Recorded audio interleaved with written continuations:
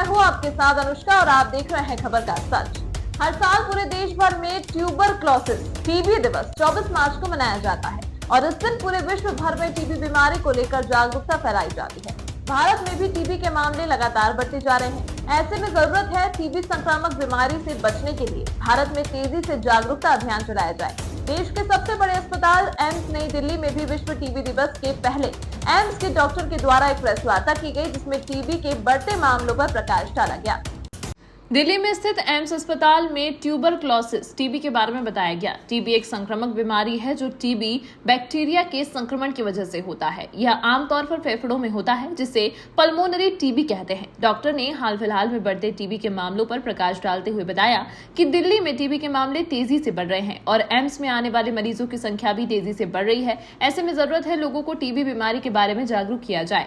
Doctor ने चौंकाने वाला खुलासा करते हुए बताया कि अगर महिला को समय से पीरियड्स न आए तो उन्हें भी सावधान होने की जरूरत है। उन्होंने बताया कि अक्सर कई महिलाओं को प्रेगनेंसी के दौरान टीबी बीमारी होती है, लेकिन पेट में पल रहे बच्चे की परवाह करते हुए कई महिलाएं प्रेगनेंसी के दौरान टीबी की दवाओं से परहेज करती हैं। ऐसा बिल्कुल भी नहीं करना चाहिए। उन्होंने कहा कि टीबी की दवाइयां लेने से बच्चे की सेहत पर कोई असर नहीं पड़ता, बल्कि दवाइयां न लेने से महिला और बच्चे को आने वाले समय में समस्याएं हो सकती हैं। मीडिया से बात करते हुए डॉक्टर ने बताया कि अक्सर टीबी के मरीज जब थोड़ा ठीक होने लगते हैं तो वह यह समझकर दवाइयां लेना बंद कर देते हैं कि अब मैं बिल्कुल स्वस्थ हूं, लेकिन सबसे बड़ी भूल मरीज उस वक्त कर देते हैं जब कुछ समय बाद वह दवाइयां लेना बंद कर देते हैं। बाद में उनकी दिक्कतें लगातार बढ़ती जाती हैं। डॉक्टर ने बताया कि टीबी संक्रमित मरीजों को तब तक दवाइयां लेनी चाहिए जब तक डॉक्टर उन्हें दवाइयां न देने से मना करें। इनफर्टिलिटी एक सेकंड, मतलब मेरा सवाल ये था कि इनफर्टिलिटी जो हो रही है उनको, तो ऐसा तो नहीं है कि कहीं टीबी नहीं है, इनफर्टिलिटी पहले हो गई उसके बाद टीबी हो रही है, मतलब इनका कोई टू पाथवे ऐसा कुछ कनेक्शन है? नहीं, यदि किसी को ट्यूबरक्लोसिस है, जैसे मैडम ने कहा, तो पहले छाती की टीबी होती है, लंग से, फिर वो ब्लड के थ्रू पूरी बॉडी में जाती है और वो हमारे जैसे यूट्रस में और फेलोपियन ट्यूब में जाके बैक्टीरिया बैठ जाते हैं और वहाँ फेलोपियन ट्यूब को वो ब्लॉक कर देते हैं और ऐसे ही वो यूट्रस के अंदर जाके बच्चेदानी की लाइनिंग को खा जाते हैं, जिससे पीरियड माहवारी कम हो जाती है, कई बार आने ही बंद हो जाते हैं। और यदि फेलोपियन ट्यूब में चला गया तो ट्यूब को स्वेलिंग हो जाती है ट्यूब की और फिर ट्यूब ब्लॉक हो जाती है, तो ब्लॉक ट्यूब में फिर बच्चा नहीं होगा। तो ऐसे वो मतलब अफेक्ट करती है ये जो ट्यूबरक्लोसिस ऑफ मतलब फीमेल जेनिटल ट्यूबरक्लोसिस हम बोलते हैं जिसके कारण ट्यूब ब्लॉक होने के कारण या यूट्रस की लाइनिंग वीक होने के कारण से फिर इम्प्लांटेशन नहीं हो पाता, ऐसे वो इनफर्टिलिटी करती है। यानी कि टीबी की वजह से इनफर्टिलिटी हुई है। हाँ, मतलब इनफर्टिलिटी की वजह से टीबी नहीं होगी, कोई कनेक्शन नहीं उसका जैसे 100 में से 10 पेशेंट ऐसे आपके पास हैं? हाँ, मतलब यदि टोटल 100 इनफर्टिलिटी के पेशेंट है उनमें से 10% it is responsible for 10% cases of infertility. मतलब और भी कॉजेज हैं इनफर्टिलिटी और भी 10 से और कॉजेज बता दीजिए। हाँ, और कॉजेज है, जैसे कोई और कारण से ट्यूब ब्लॉक हो गई है, किसी की ओवरी में प्रॉब्लम है, किसी की बच्चेदानी में प्रॉब्लम है, बच्चेदानी छोटी है नहीं है, या उसके यूट्रस के अंदर कोई और एनोमलीज हैं, हस्बैंड के सीमन में कई बार प्रॉब्लम हो सकती है। तो मतलब इस तरह के बहुत सारे और जैसे मेडिकल डिसऑर्डर हैं, उसको थायराइड की बीमारी है, कुछ और बीमारी है, उनमें भी इन्फर्टिलिटी हो जाती है। हाँ, क्लेमिडिया इन्फेक्शन, मतलब अकेला टीबी नहीं, और भी बैक्टीरिया या इन्फेक्शन है, दूसरे वायरस वगैरह जो वो भी ट्यूब को ब्लॉक कर सकते हैं लाइनिंग को। तो फाइब्रॉइड यूट्रस वगैरह हैं, वो भी जैसे ऐसे कई कॉज। पर इसकी वजह से स्टिग्मेटाइज ना करें, स्टिग्मा आप कर ही नहीं सकते। आप हवा से टीबी ले रहे हैं, किसी ऐसा तो कुछ कर नहीं रहे कि भाई आपको कुछ किसी कारण से टीबी हो रहा है, तो इसमें स्टिग्मा बहुत ज़रूरी है मन से निकालना। वो पुराने ज़माने की चीज़ें थी, उन्हें छोड़िए, अपना जो है अपना सिम्टम्स और प्रॉब्लम्स डॉक्टर के पास लाएं और इस बात से ना डरें कि अगर आपको टीबी है, टीबी पूरा ट्रीट हो जाएगा। और जेनिटल टीबी का मैं एक और बताना चाहूँगा, जैसे अनलाइक पल्मोनरी टीबी जो मतलब छुआछूत की बीमारी औरों को फैलती है, जेनिटल टीबी औरों को नहीं फैलेगी। एक्स्ट्रा पल्मोनरी टीबी जैसे बोन की है, ब्रेन की है, ये यूजुअली दूसरों को नहीं फैलती। तो इसलिए ऐसी लेडी, जैसे मैं उनको कई बार घबरा जाते हैं, उदास हो जाते हैं, उनको मैं यही बोलता हूँ वो घर का काम कर सकते हैं, खाना बना सकते हैं, उसको कोई मास्क भी लगाने की जरूरत नहीं। जेनिटल टीबी वाली को वो अपने हस्बैंड से भी संभोग रख सकती है, उससे उसको भी नहीं फैलेगी। तो ऐसे मतलब ये उसको है तो वो फिर बहुत खुश हो जाते हैं जब उनको ये पता चल जाता है। तो लाइक ये इंपॉर्टेंट है, उनको ये नहीं है, बस उसका टाइम पे इलाज करें। यदि शुरू में हमारे पास आ जाती हैं, हम जल्दी से उनको डायग्नोज करके बायोप्सी से या रंगीन एक्सरे से या लेप्रोस्कोपी से और जल्दी ट्रीटमेंट स्टार्ट कर देता है तो बहुत अच्छे रिजल्ट्स आते हैं। और कई बार टेस्ट ट्यूब बेबी की जरूरत पड़ सकती है, बट अच्छे रिजल्ट हैं। लेकिन बहुत लेट आएंगे, जब ट्यूब बिल्कुल डैमेज हो जाएगी या बच्चाने की लाइनिंग बिल्कुल डैमेज होगी, फिर मुश्किल हो जाता है। यानी कि टीबी कोई भी वो होती कैसे दवा मिलती है, जैसे बता दिया है, वो पैकेट में मिलता है, वो आपको दिया जाएगा। मरीज़ को दिया जाएगा और उनको समझाया जाता है कि इतने इतने टाइम में ये दवाइयाँ खानी है, जब ख़त्म हो जाए अपना कोटा लेने के लिए वापस आ जाओ। सो काफ़ी हद तक स्टैंडर्डाइज्ड है, डोज स्टैंडर्डाइज्ड है। प्रॉब्लम आती है मल्टी ड्रग MDR टीबी में, जहाँ पे हमें काफ़ी हद तक थोड़ा ट्रीटमेंट कस्टमाइज़ भी करना पड़ सकता है, क्योंकि डिपेंडिंग अपॉन रेसिस्टेंस बैक्टीरिया का किन दवाइयों के साथ है, जो कि बाद में पता चलता है। अदरवाइज़ उसका भी हमारे पास अब दवाइयाँ अवेलेबल है। लास्ट 4-5 साल में 2-3 नई दवाइयाँ भी आई हैं, डिस्कवर की गई हैं, जो काफ़ी इफ़ेक्टिव देखने को मिली। उसके वजह से हमने ट्रीटमेंट को इफ़ेक्टिव भी बनाया है और उसका ड्यूरेशन छोटा करने में भी कुछ हद तक हम लोग सफल हुए हैं।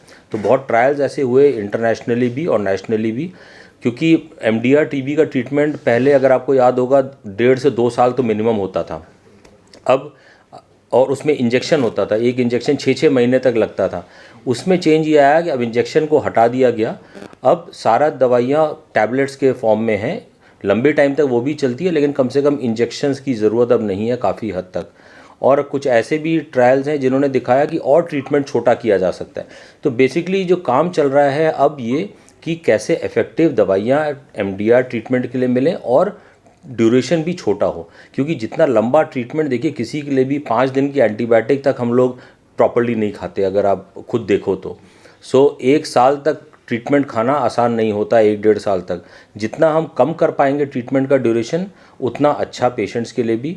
और लेकिन साथ ही साथ क्वालिटी में कॉम्प्रोमाइज़ नहीं होना चाहिए। ट्रीटमेंट का जो रेजिमेन है, इफ़ेक्टिवनेस भी बरकरार रहना चाहिए। तो ये चैलेंजिंग है, बट उस तरफ रिसर्च हो रहा है। इसीलिए आई थिंक ये सबको जानना ज़रूरी है कि टाइमली ट्रीटमेंट खाएं, कोई दवाई का डोज मिस ना करें। अगर दवाइयों का डोज मिस किया या ठीक डोज में नहीं खाया तो एक नॉर्मल ड्रग सेंसिटिव टीबी भी MDR ट्रीटमेंट में बदल सकता है। इसीलिए इनिशियली जो ट्रीटमेंट दिया जा रहा है आपको वो प्रॉपर तरीके से खाना बहुत ज़रूरी है, नहीं तो उनमें से कुछ लोगों को ड्रग रेजिस्टेंट हो सकता है। That is one. दूसरा आई थिंक और भी तरीके हैं, जैसे हमने बोला 1-2 साल में कोशिश हो रही है ट्रीटमेंट ये टीबी को कम किया जाए। रिसर्च चल रहा है, एम्स में भी रिसर्च चल रहा है और जगह भी चल रहा है कि हम और नया क्या कर सकते हैं। ऐड ऑन ट्रीटमेंट की दवाइयाँ इसमें ऐड करके हम कैसे इफ़ेक्टिवनेस बढ़ाएं। वैक्सीन्स का क्या रोल है, वैक्सीन्स के ट्रायल चल रहे हैं। कैसे हम पेशेंट्स के जो घरेलू जो फैमिली मेम्बर्स हैं उनको क्या हम कोई वैक्सीन दे के बचा सकते हैं कि उनको टीबी ना हो, क्योंकि जो जिनको टीबी फैमिली में है उसके वजह से फैमिली के बाकी लोगों को होने के चांसेस होते हैं, तो क्या उनको बचा सकते हैं। तो ये रिसर्च चल रहा है। तो इस तरह की काफ़ी रिसर्च एक्टिविटीज़ हैं, हो सकता है धीरे धीरे हमको उसके बारे में भी पता चलेगा। थोड़ा मैं आपको टीबी वैक्सीन के बारे में और बताना चाहूँगी। तो अभी हमारा एक, हम क्या रोक सकते हैं कि टीबी का मरीज़ हवा में टीबी के बैक्टीरिया ना डाले अपनी कम्युनिटी को सेव करने के लिए।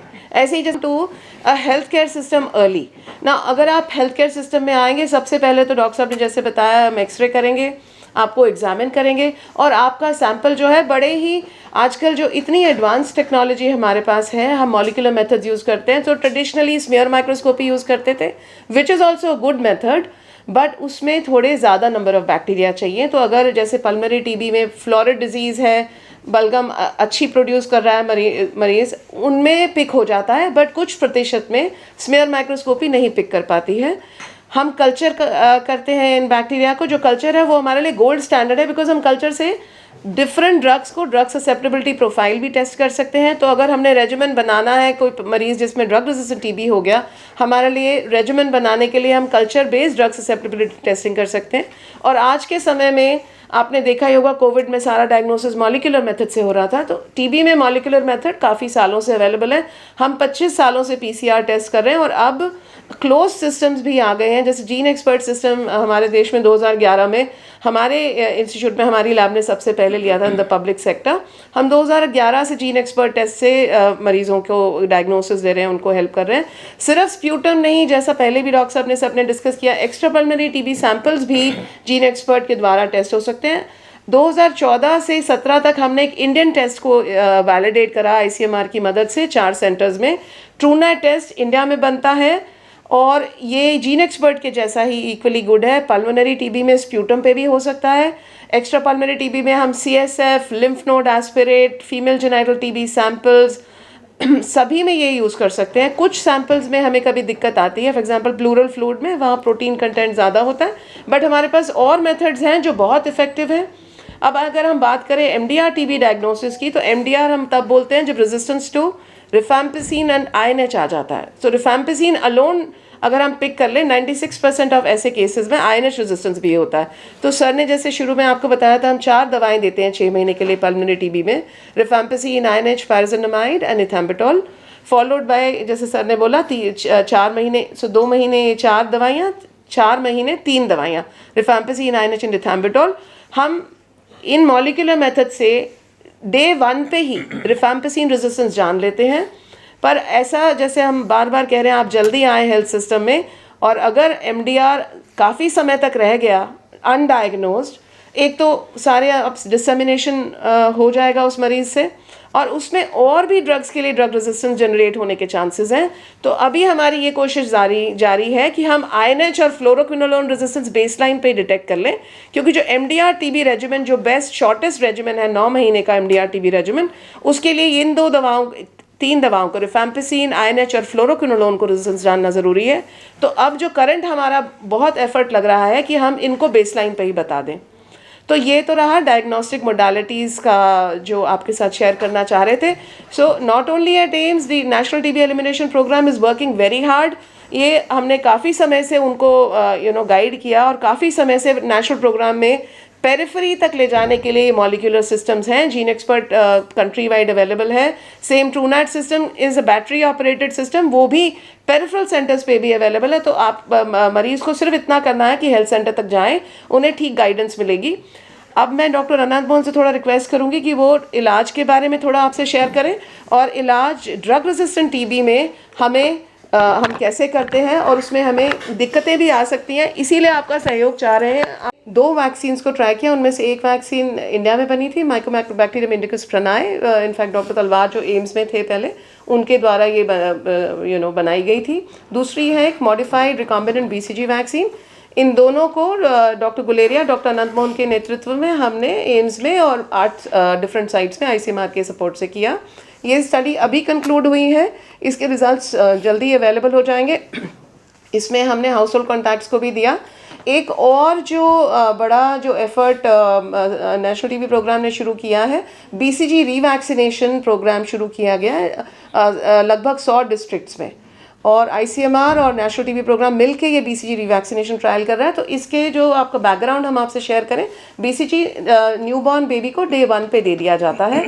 वो इसलिए क्योंकि न्यूरोलॉजिकल टीबी, जैसे सर ने बोला, जिसमें बहुत हाई मोर्टेलिटी है, 30% मोर्टेलिटी है, वो बच्चों को न्यूरोलॉजिकल टीबी और डिसेमिनेटेड टीबी से बचाता है। बट कुछ समय बाद एडोलेसेंस में, एडल्टहुड में बीसीजी प्रोटेक्शन थोड़ी वेन ऑफ हो जाती है। तो बीसीजी रीवैक्सीनेशन ट्रायल के कुछ कंट्रीज से इतने अच्छे रिजल्ट्स नहीं थे, बट कुछ कंट्रीज में अच्छे रिजल्ट्स थे। चिंगलपुट में भी एक ट्रायल हुआ था अबाउट 40-50 साल पहले, जिसमें इनिशियली 0 प्रोटेक्शन दिखाया गया था, but a recent relook at that data, उसमें 35-36% प्रोटेक्शन उन्होंने बीसीजी रीवैक्सीनेशन का दिखाया है। सिमिलरली एक न्यू इंग्लैंड जर्नल में पब्लिश हुआ था 2018 में, उसमें उन्होंने साउथ अफ्रीका की स्टडी में almost 45% protection due to BCG revaccination दिखाया। सो ये एफर्ट, जैसे सर ने बोला, गवर्नमेंट लेवल पे ये अभी रिसर्च स्टेज पे है, पूरी कंट्री में अभी इम्प्लीमेंट, जैसे ही पॉजिटिव रिजल्ट्स आएंगे पूरी कंट्री में इम्प्लीमेंटेशन के लिए हो जाएगा। एक मैसेज आपको मैं और देना चाहूँगी related to nutrition, role of nutrition in patients who have TB. मैंने जैसे शुरू में बोला, प्रेवलेंस सर्वे में दिखाया गया कि ओल्ड एज एक ग्रुप है ही, बट मैल नरिश्ड एक ग्रुप था जिसमें टीबी, मैल नरिश्ड एक ग्रुप जो स्टैंड आउट करा प्रेवलेंस सर्वे में, जिनको मैल नरिशमेंट था उनमें टीबी ज़्यादा पाया गया। तो हम अपने तरफ से बहुत मेजर एफर्ट्स कर रहे हैं कि ऐसे पेशेंट्स में हम न्यूट्रिशन दें, हाउस होल्ड कॉन्टैक्ट्स में न्यूट्रिशन दें, और न्यूट्रिशन के माध्यम से उनका इम्यून रिस्पांस इम्प्रूव होगा, उन्हें टीबी की बीमारी नहीं होगी। और ऐसी एटलीस्ट 3 स्टडीज़ कंट्री वाइड, एक रेशन स्टडी पब्लिश हुई है डॉक्टर अनुराग भार्गव की, एक और स्टडी डॉक्टर हेमंत शेवरडे की एनआईआरटी से, एक हमारी एम्स में स्टडी हमारे कंट्री मेडिसिन डिपार्टमेंट ने हमारे साथ करी है, जिसमें न्यूट्रिशन दिया गया हाउस होल्ड कॉन्टैक्ट्स को, और एटलीस्ट 35% पेशेंट्स में, this is statistically calculated, 35% patients में टीबी प्रोग्रेशन नहीं हुआ। सो इसलिए न्यूट्रिशन का बहुत ज़्यादा महत्व है, और न्यूट्रिशन में सिर्फ ये नहीं कि कैलोरीज खानी है, सिर्फ अनाज नहीं, मतलब सिर्फ गेहूं चावल नहीं, concentration protein content of the diet पे भी जाना चाहिए। तो ये एक जो मैसेज है, हमारी पॉपुलेशन में काफ़ी लोग मैलनरिश रहते हैं और वो अपनी सेहत को थोड़ा इग्नोर करते हैं, पर उन्हें ये जान लेना चाहिए कि उनकी मैलनरिशमेंट की वजह से उनका इम्यून रिस्पॉन्स वीक है। तो जो हमारी कम्युनिटी में इतना एंडेमिक है टीबी, उनको अगर इन्फेक्शन होगा वो डेफिनेटली डिजीज़ में प्रोग्रेस हो सकता है। थोड़ा अपने ऊपर ध्यान दें, अपनी सेहत का ध्यान दें, न्यूट्रिशन इम्प्रूव करें, अपना इम्यून रिस्पॉन्स इम्प्रूव करें, और अगर सिम्टम्स रहें तो ज़रूर डॉक्टर के पास जाएँ। मैसेज सर सबसे पहले नाम बता दें। हाँ, मेरा नाम डॉक्टर जय भगवान शर्मा या डॉक्टर JB शर्मा। मैं ऑब्स एंड गायनी का प्रोफेसर हूँ all India institute of medical sciences new Delhi में। सर जिस तरीके से आज प्रेस कॉन्फ्रेंस किया गया है टीबी को लेकर, इसमें आप गायनी के भी हैं, क्या है मैसेज है, किस तरीके का उद्देश्य क्या है? ओके, क्योंकि मैं गायनी का डॉक्टर हूँ तो हम अक्सर जो टीबी के पेशेंट्स हैं जिनको उसके कारण से इनफर्टिलिटी हो गया है, ऐसे पेशेंट देखते हैं। तो मेरे अपने एक्सपीरियंस में ये 10% ट्यूबरक्लोसिस, 10% इनफर्टिलिटी के पेशेंट जो हैं वो टीबी से होते हैं। दैट मीन यदि 100 पेशेंट हमारे पास इनफर्टिलिटी के हैं, उनमें से 10 या 12 को टीबी के कारण से उनको होगा। तो इसलिए मैं सभी डॉक्टरों से और भाई बहनों से ये आग्रह करता हूँ कि यदि उनको इनफर्टिलिटी है या उनको पीरियड कम आ रहे हैं तो ऐसे केस में उनको टीबी का सोचना ज़रूर चाहिए। और यदि उनको पास्ट हिस्ट्री ऑफ टीबी रही हो उनको अपने अंदर या उनके माँ बाप में घर में से किसी को हो तो उससे है। नॉर्मली क्या होता है कि पहले छाती की टीबी होती है और उससे ही फिर जेनिटल टीबी होता है। तो उस केस में यूजुअली औरतों को मतलब माहवारी कम आना शुरू हो जाता है और कई बार उनका वजन भी कम होता है, थोड़ी बहुत भूख भी कम लगती है, पर ज़रूरी नहीं वो सिम्टम हो। पर माहवारी कम होना, माहवारी का ना आना और उनको बच्चा ना होना, तो ये एक लक्षण है जो ट्यूबरक्लोसिस के कारण से इनफर्टिलिटी हो सकता है। सर देखा है कि काफ़ी महिलाओं को ज़्यादा टीबी हो रहा है, आखिर कारण क्या?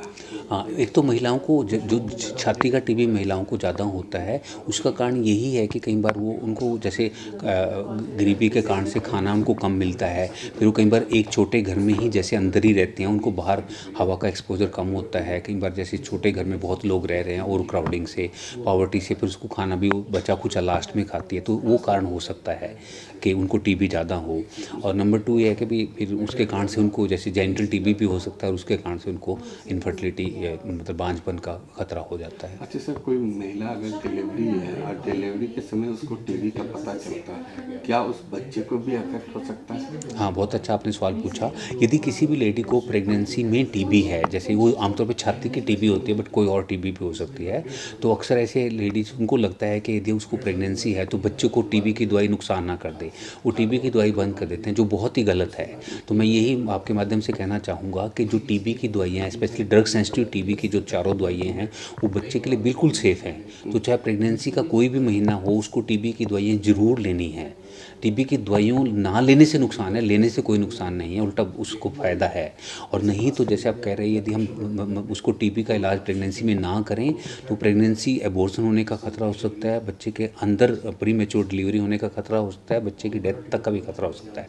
और जब बच्चा बाद में पैदा होगा, यदि माँ को ओपन टीबी है, बच्चे को दूध पिलाएगी तो बच्चे को भी उसे टीबी लगने का पूरा खतरा होता है। मतलब अंदर से भी पास ऑन हो सकता है और होने के बाद भी बच्चे को टीबी लगने का खतरा है। तो इनफैक्ट इस औरत को तो और ज़्यादा हमें इलाज उसका करना चाहिए ताकि उसका बिल्कुल टीबी ठीक हो जाए जब बच्चा हो तो, और वो उसके सांस में कोई टीबी के बैक्टीरिया ना हो।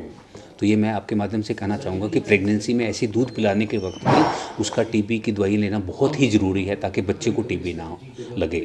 और ओनली थिंग है कि यदि मदर को MDR टीबी है, जो ड्रग रेजिस्टेंट टीबी है, वो दवाइयाँ बच्चे को नुकसान कर सकती हैं। तो उसका इलाज फिर किसी डॉक्टर से समझ के ही इलाज किया जाए। उसमें हम कुछ दवाइयाँ हैं जो MDR की हैं जो दे सकते हैं, तो नहीं तो हम वैसे एडवाइस करते हैं कि जो MDR यदि किसी को है उस टाइम वो प्रेगनेंसी ना करें। सबसे पहले आप अपना नाम बता दें। नमस्कार, मेरा नाम डॉक्टर उर्वशी सिंह है। मैं professor incharge TB division microbiology department से हूँ, एम्स दिल्ली से।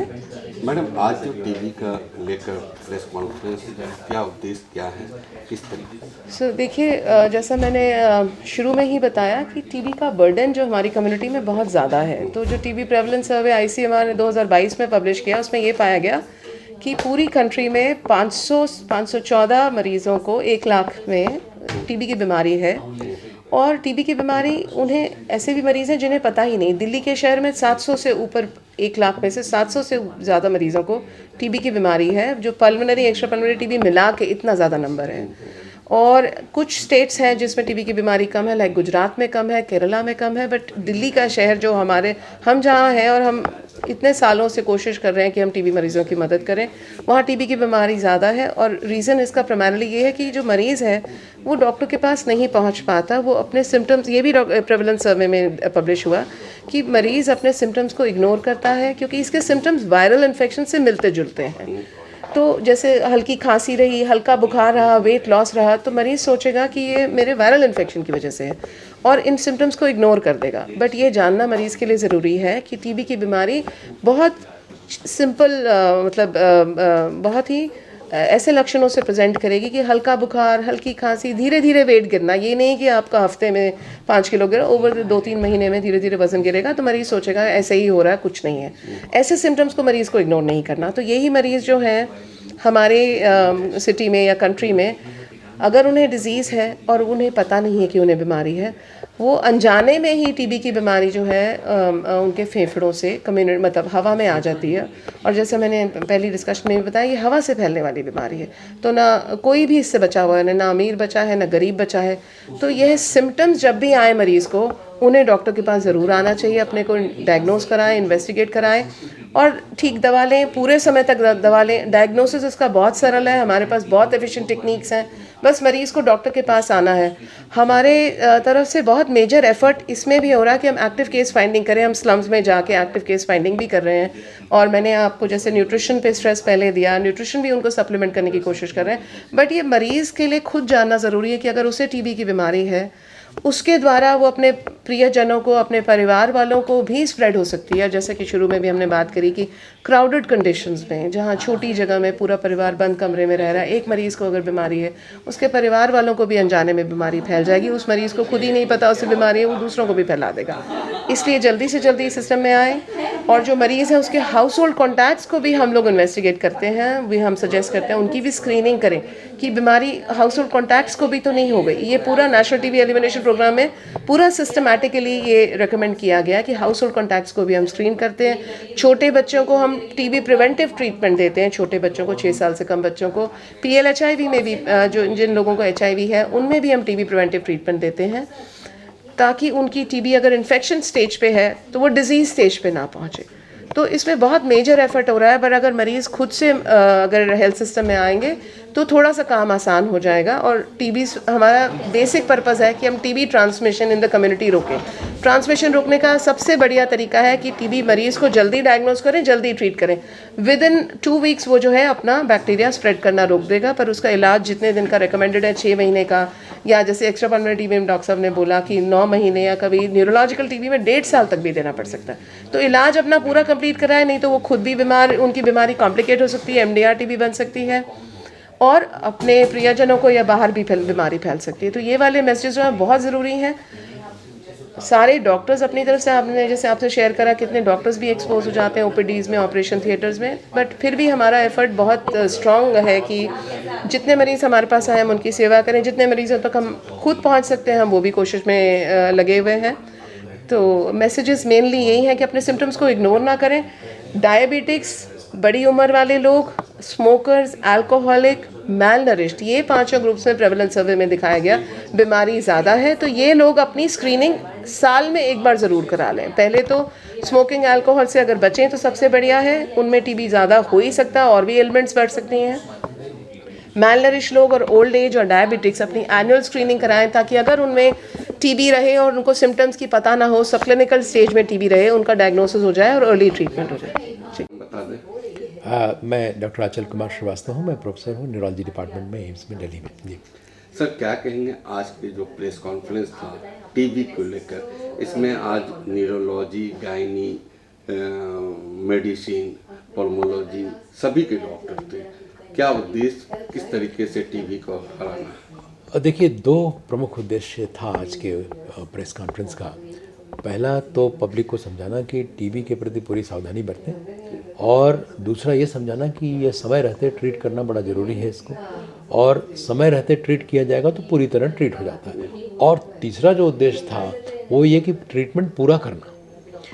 इसमें प्रायः देखा जाता है कि मरीज जो है जैसे ठीक होने लगते हैं तो पूरे समय तक इलाज करते नहीं, वो भाग लेते हैं बीच में कि अब ठीक हो गया चलिए छोड़ दीजिए दवा। तो ये चीज़ को बचाने के लिए ये आवश्यक है कि अगर चेस्ट का ट्यूबरकुलोसिस है या अन्य भाग का ट्यूबरकुलोसिस है तो जो एक ड्यूरेशन निर्धारित है पूरा फॉलो करें। ब्रेन का है तो 1.5 साल तक दवा देनी पड़ती है, ये मैंने पहले भी बताया। 1.5 साल तक दवा आवश्यक है। आप नहीं देंगे 1.5 साल तक दवा तो फैल जाएगा या नहीं ठीक होगा और फिर ब्रेन का एरियाज डैमेज होंगे तो वैसे लक्षण बचे रह जाएंगे। किसी में पैरालिसिस हो जाती है, किसी में पता चलेगा कि वो अंधे हो गए, किसी में पता चलेगा पैर खराब हो गया। तो ये ज़रूरी है कि जो है पूरा ट्रीटमेंट और समय रहते ट्रीटमेंट करें।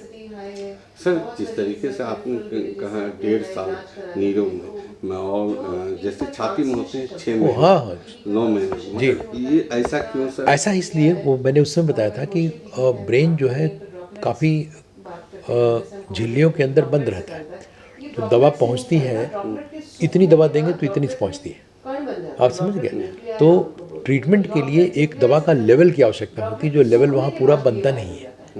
यानी कि हम हैवी डोज में अगर दवा देंगे तो क्या होगा, दवा का साइड इफेक्ट आने लगेगा। तो दवा हमें एक फिक्स डोज में ही दे पाते हैं, जो डोज मैक्सिमम है दे देते हैं। लेकिन ब्रेन में चूंकि कम पहुंचती है इसलिए लंबे समय तक ट्रीटमेंट करना पड़ता है। वो ट्रीटमेंट जो कि अन्य भागों में तुरंत पहुंच जाती है, पूरी डोज में पहुंचती है तो लंबे ट्रीटमेंट की आवश्यकता नहीं है। लेकिन ब्रेन में चूंकि कम मात्रा में डोज पहुँचती है इसलिए हमें लंबे समय तक प्रोलॉन्ग ड्यूरेशन तक देना पड़ता है और दवाएँ भी ज़्यादा देनी पड़ती हैं। दोनों ही बात मैंने बताया।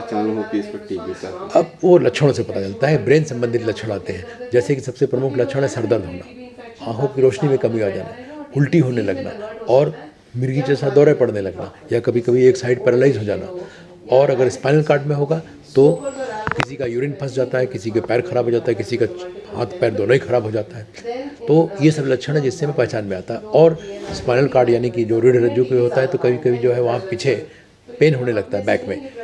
कभी कभी वहाँ पे जब वर्टिब्रा भी डैमेज हो गया तो डिफॉर्मिटी पीछे शेप अलग दिखने लगता है। तो ये सब पहचान है, तरीका पहचानने का। लेकिन जो मरीज को समझ में आता है या तो पेन समझ में आता है या सरदर्द समझ में आता है या उल्टी समझ में आती है या दौरा पड़ गया समझ में आती है। तो ये सब तकलीफें आएंगी तो डॉक्टर के पास जाएंगे तो उसका समझ में इलाज किया जाएगा। जो मरीज आते हैं उनके लिए क्या मैसेज देंगे सर? 2 ही मैसेज देना चाहूँगा कि जो लक्षण हम लोग बार बार बता रहे हैं, इन लक्षणों को नज़र आते ही आप उपयुक्त चिकित्सक से संपर्क करें, फिर वो आपको गाइड कर देंगे। उपयुक्त चिकित्सक का अर्थ है कोई भी ऐसी जगह है जहाँ पे पूरा इलाज होता हो, जहाँ पे ट्यूबरकुलोसिस का इलाज होता हो, ऐसी जगहों पे जाएं। अब मैं ये भी कहूँगा कि ज़्यादातर अस्पतालों में ट्यूबरकुलोसिस का इलाज होता है। मरीजों की तरफ से जो मैं संदेश देना चाहूँगा कि दवा पूरा करिए, क्योंकि रेजिस्टेंट ट्यूबरकुलोसिस अगर बनेगा तो उसका ट्रीटमेंट उन्हीं दवाओं से फिर नहीं होगा। फिर सेकेंड लाइन दवाएं देनी पड़ती हैं जो कि बड़ी मुश्किल पड़ती हैं, उनके साइड इफ़ेक्ट बहुत होते हैं, महंगी भी होती हैं। Thank you sir. सबसे पहले अपना नाम बता दें। मैं doctor Neeraj Nischal, department of medicine AIIMS New Delhi से एडिशनल प्रोफेसर के पद पर हूँ। सर, आज का जो प्रेस कॉन्फ्रेंस था टीबी को लेकर, क्या उद्देश्य क्या है सर इस तरीके का? देखिए, टीबी जो है हमें 2025 तक एलिमिनेट करने का जो हमने लक्ष्य रखा है उसमें बहुत ज़रूरी है पब्लिक पार्टिसिपेशन का। तो इस प्रेस कॉन्फ्रेंस के थ्रू हम पब्लिक के बीच ये इन्फॉर्मेशन प्रोवाइड करना चाहते हैं कि भाई टीबी एक प्रिवेंटेबल बीमारी है। ऐसा नहीं है कि हम इसे प्रिवेंट नहीं कर सकते, क्योंकि एक बार अगर बीमारी हो जाती है तो डेफिनेटली उसकी अपनी परेशानियाँ हैं, दवाई लेना है, उसके चलते क्या कॉम्प्लिकेशंस हो सकती हैं। प्रिवेंशन हमेशा अच्छा होता है। तो मामूली से जो तरीके हैं जो हम बार बार कहते हैं, जैसे कोविड के समय हमने बार बार कहा कि मास्क पहनना, कफ एटिक्वेट्स ठीक रखना, हैंड हाइजीन रखना, अगर बीमार है तो बाकियों से आइसोलेट करना, ये सारी चीज़ें टीबी में भी लागू है। तो अगर हम इन सब चीज़ों का ध्यान रखें तो इस बीमारी को फैलने से रोक सकते हैं। जब तक हम इस बीमारी को फैलने से नहीं रोकेंगे तब तक इसे हम कंट्रोल नहीं कर सकते। तो जब तक नए केसेस हमारे समाज में घूम रहे हैं जो दूसरे को इन्फेक्ट कर सकते हैं, उस साइकिल को हम ब्रेक न करें तब तक हम इस टीबी को कंट्रोल नहीं कर सकते। तो इस प्रेस कॉन्फ्रेंस के माध्यम से हम सिर्फ यही बताना चाहते हैं कि जो स्पेशली पल्मोनरी टीबी के जो लक्षण हैं, चाहे खांसी होना, लंबी खांसी होना 2 से 3 हफ्ते तक, या फिर बुखार होना, या फिर बलगम के साथ खून आना, ये सब टीबी के लक्षण हो सकते हैं। तो अपने आप को आइसोलेट कीजिए, नियरेस्ट डॉट सेंटर पे जाइए जहाँ पे फ्री ऑफ कॉस्ट सारे डायग्नोस्टिक टेस्ट और आपका इलाज फ्री ऑफ कॉस्ट होता है, जिससे आप इस बीमारी को शुरू में ही कंट्रोल कर सकते हैं और बाकियों को इन्फेक्ट करने से बचा सकते हैं। सर लगातार एम्स अवेयरनेस कर रहे हैं टीबी को लेकर, आखिर मरीज कम नहीं हो रहे हैं, कारण क्या?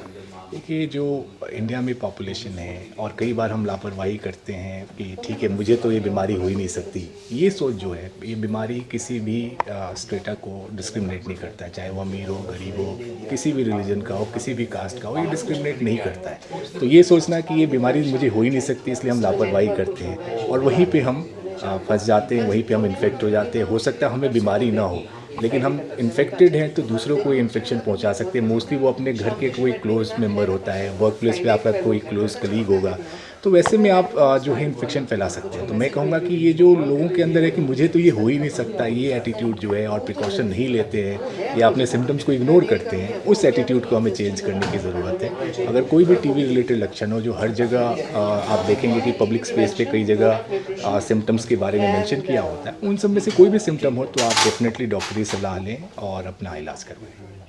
Thank you. तमाम महत्वपूर्ण खबरों के लिए देखते रहिए खबर का सच।